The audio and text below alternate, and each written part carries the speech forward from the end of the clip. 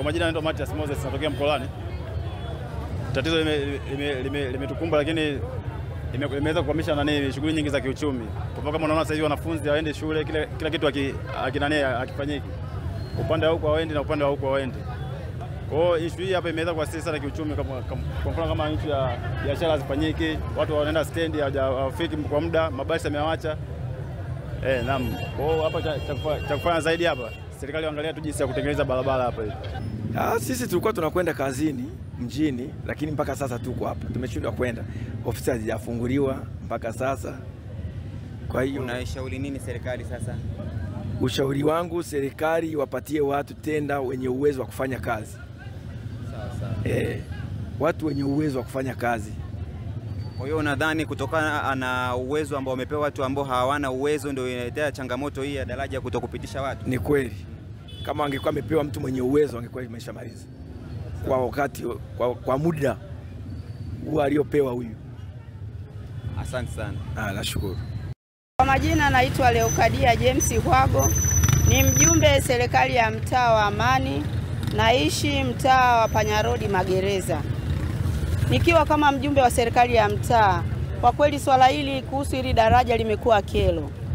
Watu wanalipa kodi, lakini miundombinu imekuwa ni mibovu. Mkandarasi aliyopewa hili eneo ana miezi karibia 4 yuko anacheza na hili eneo. Na hili eneo limekuwa kero. Inafika hatua watu wanashindwa kwenda kazini, wengine wanashindwa kwenda mashuleni. Sisi wafanyabiashara tumeshindwa leo kuuza hata maziwa, tunakosa pa kupita. Kwa hiyo tunaomba serikali tusaidie kuhusu huyu mkandarasi. Kama hajalipwa wamlipe, na kama amelipwa afanye kazi yake aliyopewa. Miezi 4 yuko anacheza eneo hili. Kwa hiyo imekuwa kero sana. Ndugu waandishi wa habari, ni kwamba kama mnavyofahamu katika jiji la Mwanza na mkoa wa Mwanza kwa ujumla, kuna mvua kubwa ambazo zimeanza kunyesha, zina takriban siku 2. Na usiku wa kuamkia leo kumekuwa na mvua kubwa ambayo imenyesha, na matokeo ya mvua hiyo ni kuvunja kwa hili daraja la Mkuyuni, daraja ambalo limekuwa korofi kwa muda mrefu, lakini sasa hivi liko katika matengenezo. Sasa udongo umeondolewa katika barabara hii kwa sababu ya kasi kubwa ya maji yaliyokuwa yakipita hapa na mafuriko kwenye hili daraja. Sasa jeshi la polisi baada ya kupata taarifa hizo tumeweza kufika hapa tangu alfajiri, baada ya hilo daraja kuwa limechukuliwa na maji, udongo wake umechukuliwa na maji na magari hawezi kupita, kwa ajili ya kuweka hali ya usalama kwa watu wanaotumia barabara.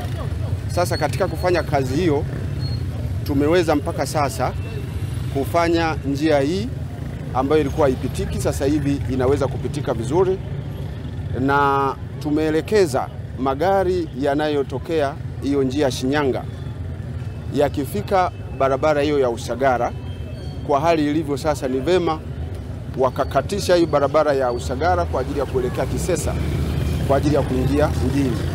Lakini hapo mbele kuna barabara ambayo inaitwa Sawa, ambayo na yenyewe inakwenda kutokea huko mbele, inazunguka inaingia katikati ya jiji. Tunaelekeza hivyo kwa ajili ya kupunguza msongamano mkubwa wa magari, lakini pia kwa magari yanayotoka Mwanza kwa ajili ya kuelekea hii barabara ya Shinyanga, pia tumeelekeza magari hayo kutafuta njia nyingine pale katika ule mzunguko wa samaki warudi hiyo barabara ya kwenda Magu, waje watokezee hii barabara ya Usagara kwa ajili ya kuelekea kule Shinyanga.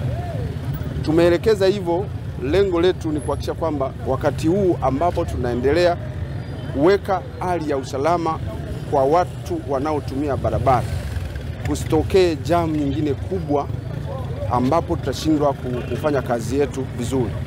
Na kwa kufanya hivyo tumeweza kuwaruhusu watu wanaotembea kwa miguu kuweza kuvuka pande zote mbili kama ambavyo mmeona wanapita vizuri tu.